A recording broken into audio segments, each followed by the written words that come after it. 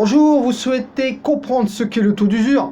Vous savez, ce terme qui revient depuis plusieurs mois dans l'actualité immobilière et qui cause de grosses désillusions aux acquéreurs. Après cette vidéo, il n'y aura plus de secret pour vous, vous serez armé pour lancer votre projet.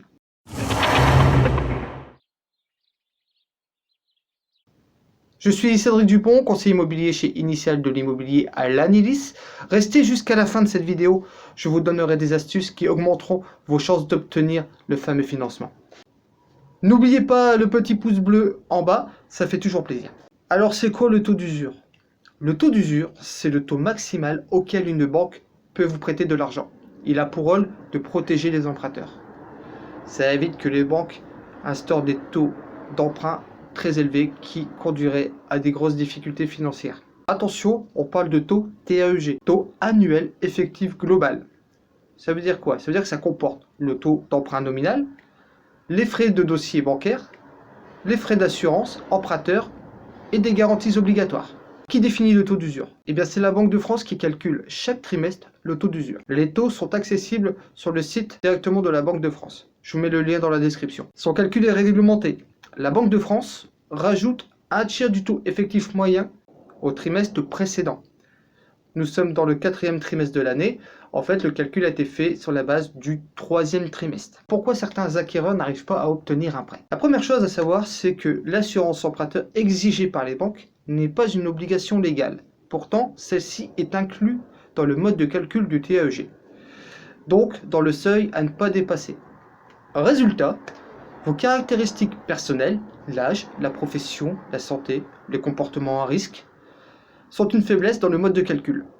Plus vous êtes âgé par exemple, et plus l'assurance vous coûtera cher. Idem si vous êtes à risque. Deuxièmement, la Banque de France calcule le seuil sur le crédit encaissé lors du dernier trimestre. Ce décalage pénalise ceux qui veulent effectuer un achat immobilier en cas de remontée des taux, comme c'est le cas actuellement. Ce qui amène à l'effet ciseau. L'effet ciseau, c'est quoi? L'emprunteur se retrouve entre un taux basé sur les 6 derniers mois et le taux au jour de la demande du prêt. Ce décalage suffit à exclure de plus en plus de candidats, même si les taux d'emprunt sont encore intéressants. Alors quel est le taux d'usure en novembre 2002? À savoir qu'il est entré en vigueur le 1er octobre. On peut voir ici qu'il a fait un bond en avant depuis le dernier trimestre. Mais comme les taux d'emprunt ont aussi augmenté de leur côté, cela reste donc insuffisant. Puisque même si nous avons un taux de 3,03% d'usure pour une durée de 20 ans et plus, on peut remarquer que le taux effectif moyen des banques dépasse les 2,6%. Donc déjà très proche du taux d'usure.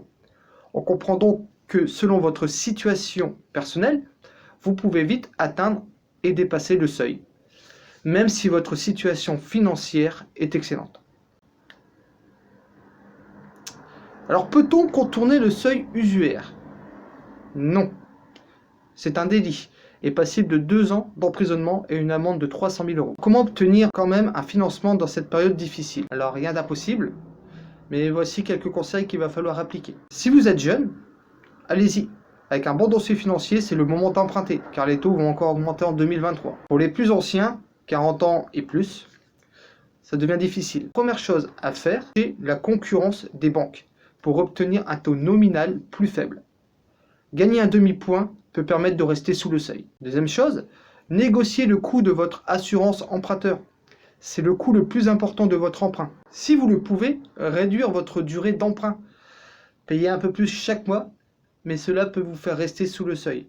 Après, il faut en avoir les possibilités. Un apport plus important peut aussi être un avantage. Autre solution, faire un emprunt à taux variable plafonné.